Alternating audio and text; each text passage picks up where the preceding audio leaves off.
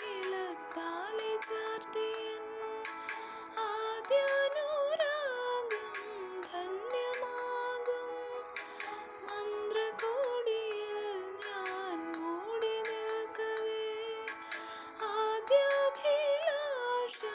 സഫലമാകും നാലാളരെ കൈപിടിക്കും തിരുനാടകശാലയിൽ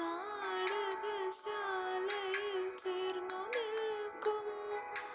നാലാളരെ കൈപിടിക്കും തിരുനാടകശാലയിൽ ചേർന്നു നിൽക്കും